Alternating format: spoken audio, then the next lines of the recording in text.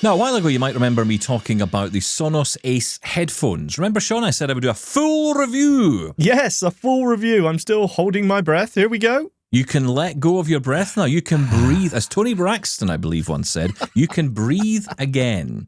Yes, we're going to talk about the Sonos Ace headphones and my thoughts. And we're also going to be joined by a special guest, Elliot Stonehill, who's also tried out the Sonos Ace and wants to give us his take as well. And also to dig in a bit more on that Sonos app and where we are, because my Sonos Ace headphones have been returned. Not by me, but Sonos have said, you know what, Stephen? You had them a couple of weeks, you tried them out, give us them back.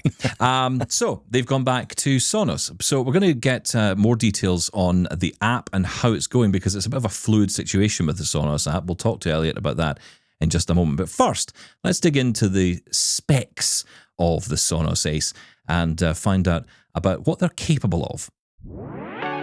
The release of the Sonos Ace headphones in June this year marked the company's entry into the premium over-ear noise-cancelling headphone market, and they're packed with a range of notable features. We'll get to my thoughts in a minute, but here's a breakdown focusing on specs, style, and functionality. The Ace headphones deliver Dolby Atmos with dynamic head tracking for spatial audio. They also support aptX Adaptive for high-resolution Bluetooth audio and USB-C lossless high-resolution audio, with an included USB-C to 3.5mm adapter for wired listening. In terms of battery life, you can expect up to 30 hours of playback with active noise cancellation turned on, and about 10 hours when using advanced features like TV audio swap with Sonos soundbars. They also feature a quick charge. A 3-minute charge will give you 3 hours of playback. Now, while Bluetooth is the primary mode of connection, there's limited Wi-Fi functionality, mainly for home theatre integration, rather than multi-room Sonos syncing. In terms of style, the Sonos Ace design is minimal, yet premium for sure. It's available in black and soft white in terms of colour. The ear cups are comfortable, they are pleasant to wear, certainly not heavy on the head, but they don't fold, which some travellers might find inconvenient for portability. Now, while the headphones are sleek, the lack of a folding mechanism makes them a bit bulkier for storage. However, Sonos does offer a carry case to make transportation easier. So in terms of functionality, well, Sonos uses an 8-microphone array for effective active noise cancellation, doing rather well at blocking out steady noises like airplane engines or train noises, but slightly struggles with more unpredictable sounds like conversations. There's an aware mode that lets in ambient noise, but it lacks the fine-tuning controls that you see in competitors like Bose or Sony. As I mentioned, they do offer spatial audio and head tracking for an immersive experience, especially when connected to a Sonos Arc soundbar. That, unfortunately, was something I couldn't test, but here is how it's meant to work. Start by adding Sonos Ace to your system using the Sonos app. From Settings, tap Add Headphones and follow the instructions to complete setup. Once your headphones are added to your system, tap Sonos Ace under your list of products, then tap Add TV Audio Swap. You can now send audio from your soundbar to your headphones by tapping Swap or by pressing and holding the content key on the right ear cup. We recommend being within 30 feet or about 9 meters of your soundbar for the best experience. You can dial up the immersion by turning on dynamic head tracking. This feature traces every slight movement of your head to keep you centered in the story. Now, the Sonos app provides some controls, such as EQ adjustments and spatial audio toggling, but it does lack more granular ANC customizations offered by competitors. And then, of course, we get to the app itself. Now, you will likely have heard about the challenges blind users have faced in recent months following the rollout of the completely redesigned app, in part to allow these new Ace headphones to function. Now, despite there being a lot of issues with the app upon launch, and I mean a lot, and even Sonos themselves telling Double Tap that they took their eye off the ball with this one, users have started to see improvements in the past months, but still some bugs remain. As for the headphones themselves, pleasant to wear, very comfortable, but as for the sound, there's a bit of a way to go. So that's my initial thoughts, and we'll dig into all of this. Elliot Stonehill is with us here, joining us from merry old England. Hello to you, Elliot. Hi, Stephen. So you were listening into that, getting a sense of the specs and all of that. You've been playing with the Sonos Ace as well. What's your take been? Yeah, I'd probably agree with actually a lot of what you said there. I do think they are quite comfortable to wear, and they're quite light, so not as heavy as something like the AirPods Max, which feel like you've got a rock on your head. Um, and the audio swap thing is quite useful with the soundbar. I do probably use that mostly. Spatial audio, I don't know. Are you guys a fan of spatial audio? Not No, personally, not no. really. No, No. not yet. No, I mean, I'll tell you what I love I'm about not spatial either, audio. really. I like the button that says turn off spatial audio. That's my favorite button. Yeah, well, it's funny you say that. I mean, I sort of used them for a few days, and then I turned that off in the settings because it was just sort of every time I sort of turned my head or something like that. I don't know. It's just not something that I particularly like. No, I don't really get it, to be honest. It doesn't center me all the time at all. It just actually does quite the opposite. But I'm interested. What do you have? Are you in the Sonos ecosystem there, Elliot? What else do you have in your setup, if anything else? Yeah, I've got quite a few Sonos speakers. I mean, my sort of home setup in the living room, I've got the sort of Arc soundbar and a sub and a couple of surrounds. And then I've got a few other Sonos speakers dotted about the house. So I am sort of quite invested in the system, which sort of I've been sort of disappointed with what's happened this year, although there have been improvements made since May. And we have, of course, talked about these app issues in the past. I want to talk about that in a minute, but I don't want to lose sight of the fact that Sonos are a company that do produce very high quality speakers. I mean, I remember the Sonos Play 5. The first time I ever sat down in front of one of those, I was literally blown away by the sound. It was just incredible, the quality of the audio that came out of these. And when you pair them together, if you get two Play 5s, wow. And, you know, of course, with the Sonos Arc, I haven't had one of those, but I imagine that it is just incredible to listen to your whatever movie or whatever it might be, even, you know, a soap opera on it, you know, it would be just as good because it's able to pick out the audio. It's able to really push out high quality audio. Is that your general experience that, you know, forget the app for a second, Sonos is good quality? Definitely. I mean, the sound bars obviously got Dolby Atmos in and all that, which is great. Unfortunately, when you're sort of watching a lot of things with audio description, you don't always get that Dolby Atmos soundtrack. So if you're watching Yes. something on Netflix or Disney Plus, it will then be sort of converted into sort of stereo PCM or something like that. I will say actually Apple TV, their own content, if you're watching with audio description, that still has Dolby Atmos, so that is very good. Yeah, and if you watch it like we do, Elliot, on Sky TV, you even get lesser quality audio. Well, yeah, And let's if you, not get into Sky. That's probably another I know, conversation. I Yeah. I continually, as you know, go on about it, and you know, we both, I think, share very similar We don't views. want this to turn I think you into should a come rant. back and well, look, I've already Yes. done my rants on that. I'll Yeah, come no, back. I'd love to We'll do chat more. because I've just got Sky Stream as well, so I'd love to sort of chat that and compare to Sky Q with you. Well, that's right. And for people who don't realize this, you're the guy who sent in that email talking about that very point, right? The Sky Stream and the issues you were having. We'll come back to that another day because it's a topic we could come back to. But, you know, it all feeds in, right? I mean, it doesn't matter how good the audio is. If the content you're watching isn't accessible or sounds terrible, kind of spoils it, right? And that is down to the broadcasters. But, okay, let's focus on the audio. Let's focus on the Sonos speakers and the headphones, of course. Now, my experience of them was, first off, I mean, very premium product.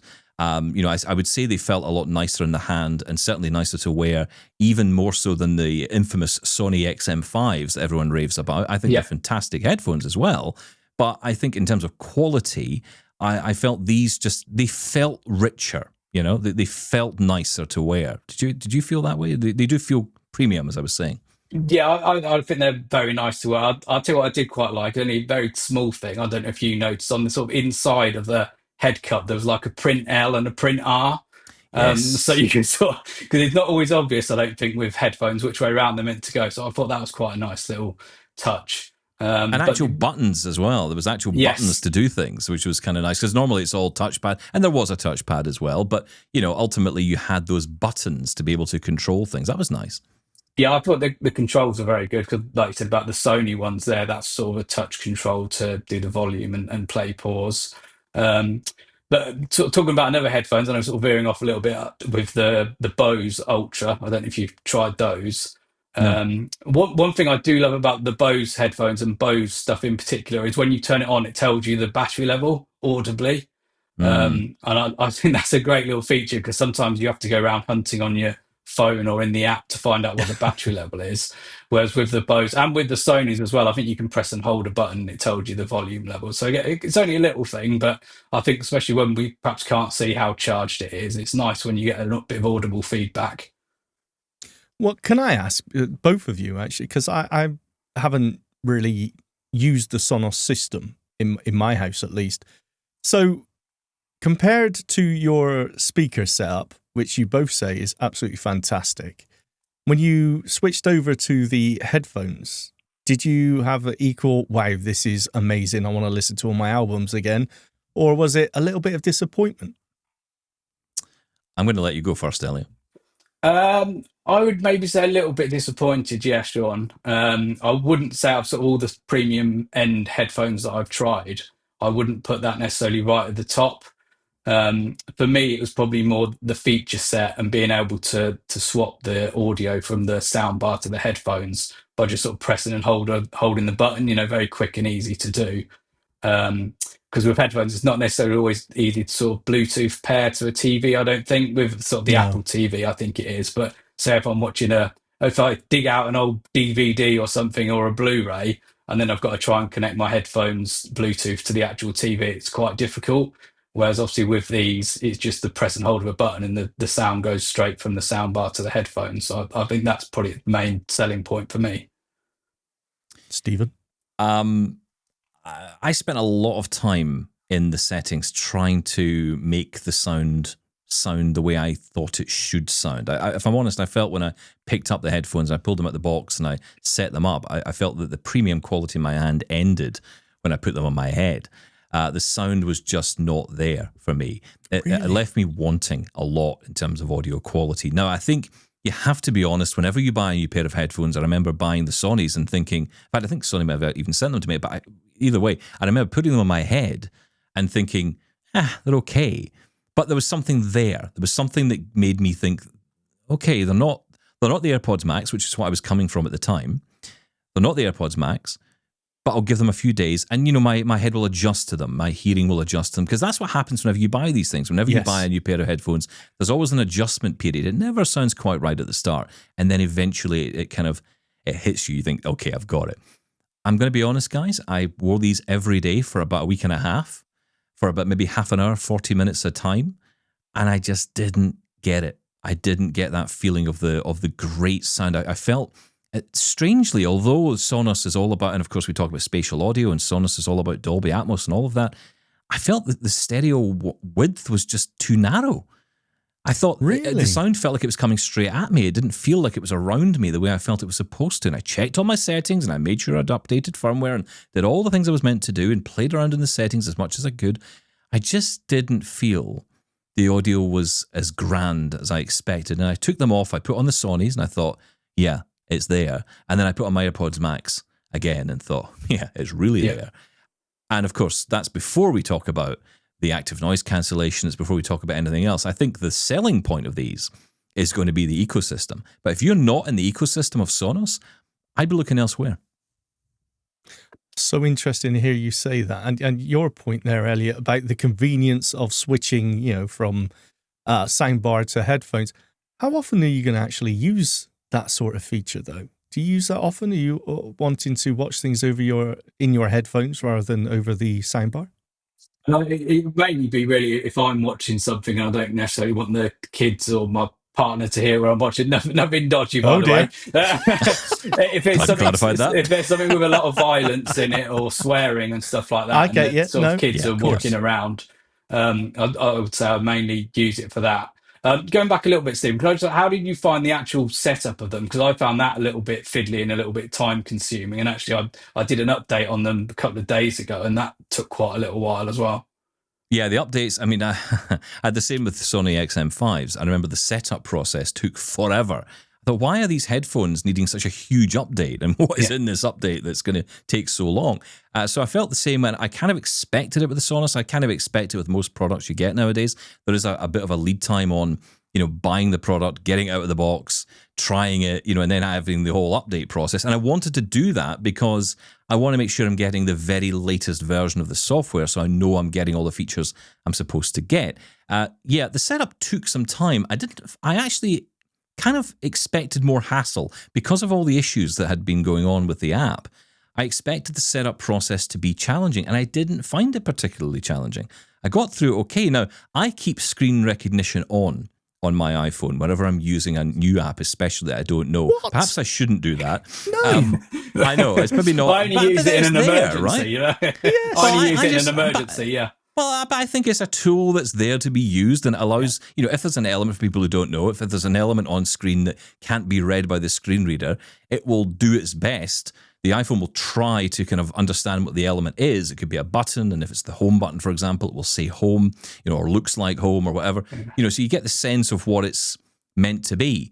I have that on, and I some might see it as a cheat mode. I think it's just a way of getting through issues quicker, right? So I didn't have a lot of issues with the setup process, but the download time for the updates, for sure. Yeah, I'd agree there. It definitely sort of said when I did the update a couple of days ago, it just sort of took taking half an hour really to update, and you think, why is it taking this long? Well, that's interesting when you mentioned setup problems. But are we talking download speed, or are we about to get into the conversation about the app and its accessibility? Well, let's go there. Let's talk about it. Because I think at this point, the train left the station when the Sonos Ace went back in its box. Not necessarily the same box Sonos sent it in, but it went back to Sonos. There's a whole bucket. show. There is a whole show in the way we send products back that are not the way they're meant to go back.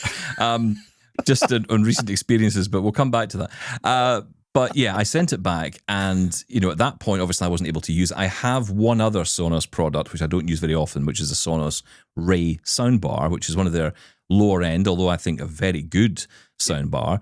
Again, low end and Sonos doesn't really mean much, right? But strangely, when it comes to the headphones, that was the only product because it surprised me, Elliot. It surprised me. Because I kind of expected with how good Sonos are with audio, I thought they are going to nail it when it comes to headphones.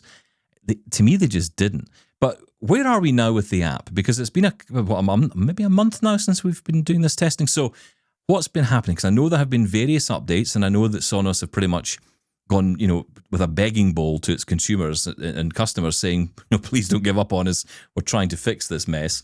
They admit it's a mess. Where are we now?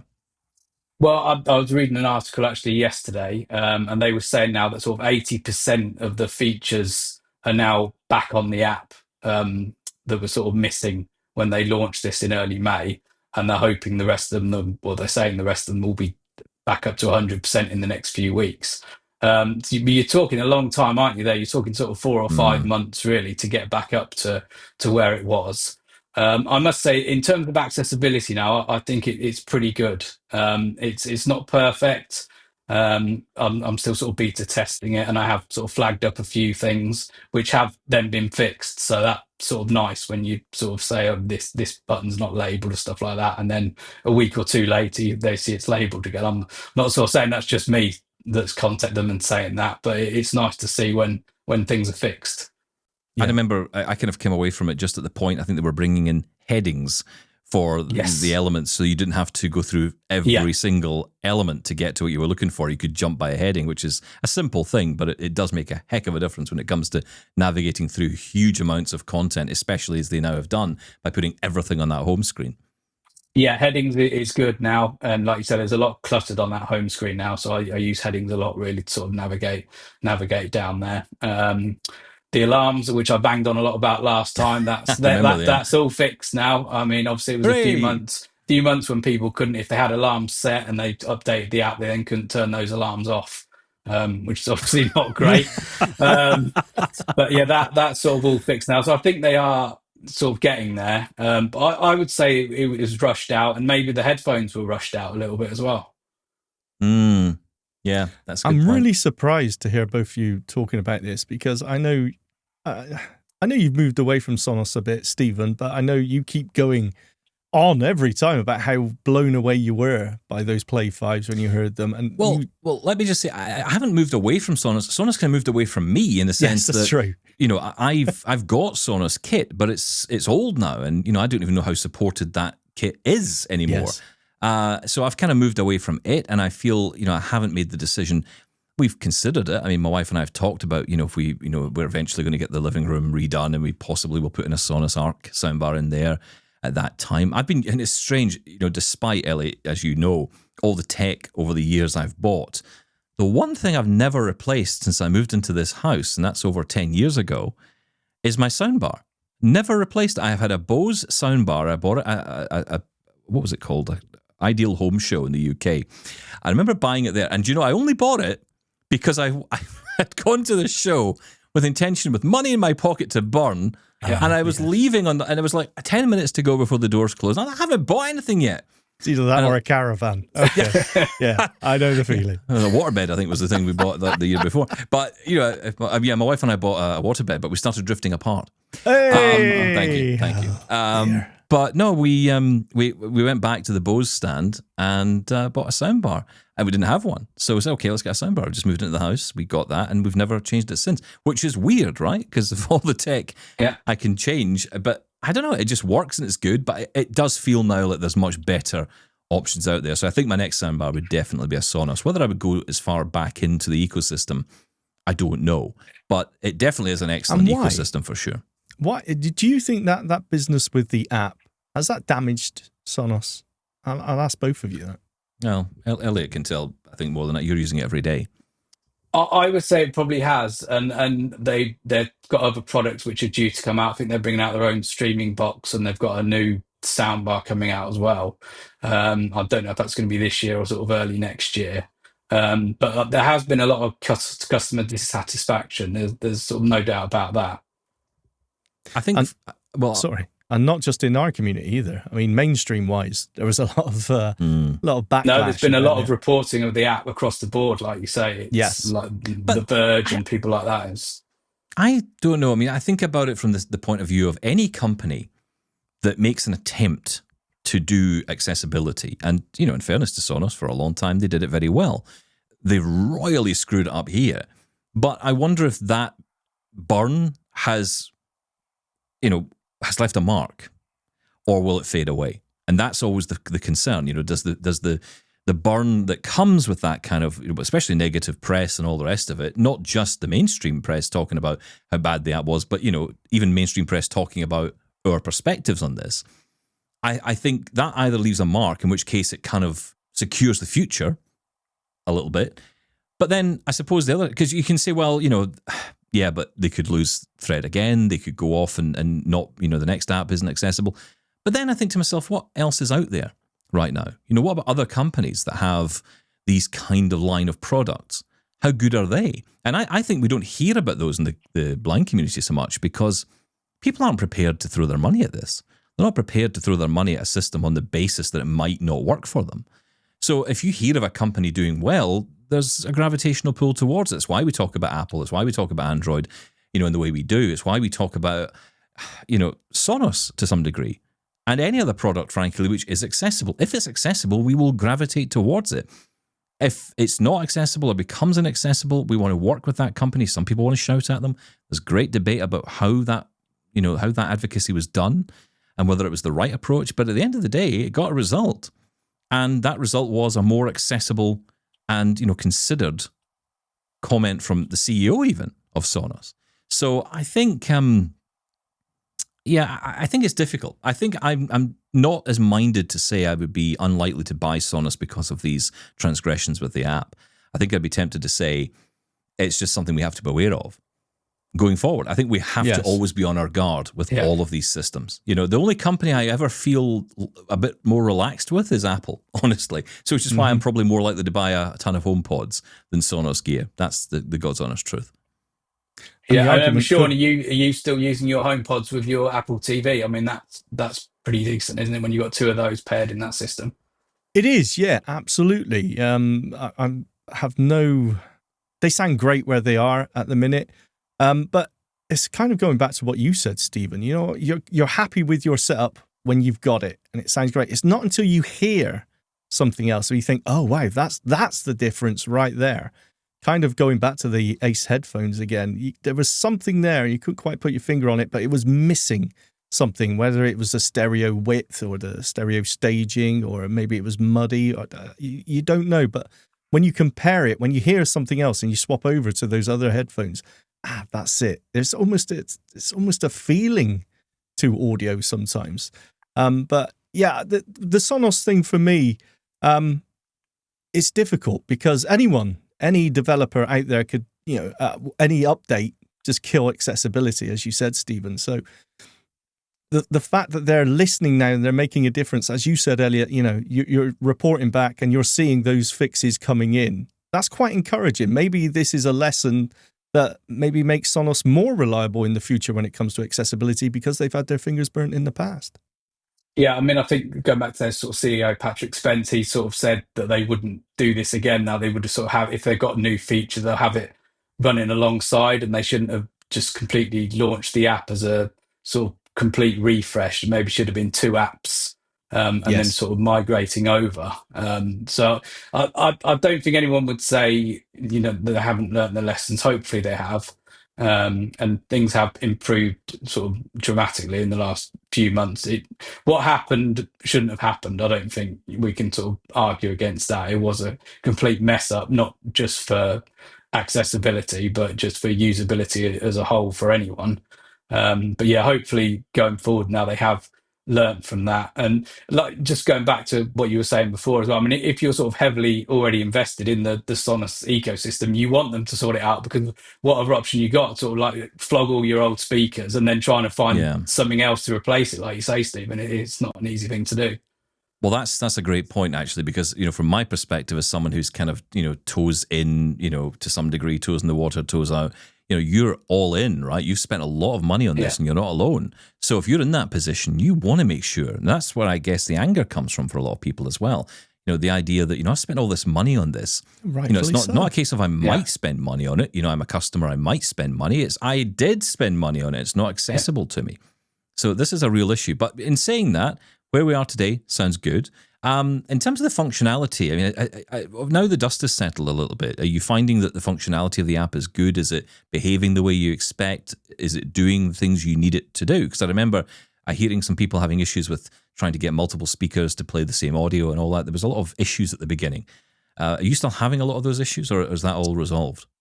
Not so much now. I think the app's sort of pretty responsive. It is a completely different layout to what it was before, so it does take a little bit of getting used to. But I would say actually some things are perhaps even better than the original app now. For example, if you're playing something on a speaker, there's a sort of volume bit right at the bottom of the screen. You can easily change that rather than sort of having to go into the speaker and change it. So there have been some improvements that way. And yeah, it's pretty much all accessible, and you can group your speakers and you can set your timers and all that sort of thing now. So is it safe to recommend Sonos again? I would say yes. I mean, hopefully in the next app Elliot update says doesn't completely crash it again. That's an Elliot guarantee. Nothing to do with double tap. Guarantee. It's not a double tap guarantee. That's an Elliot guarantee. Well, let's go quickly before we finish. Let's go back to those headphones then. What's the price point on the Ace headphones? So Elliot, what was it? 500? So it was $500, wasn't it? Yeah, I think it was 449 British pounds. Right. But I have seen they've sort of been on offer a few times with sort of £50 off or £70 off. It's an interesting one, isn't it? Because I don't think you would buy them if you weren't already in the Sonos ecosystem, like we said. Yeah. Whereas you might buy a pair of Sonys or a pair of Bose, even if you haven't got a Sony speaker or a Bose speaker.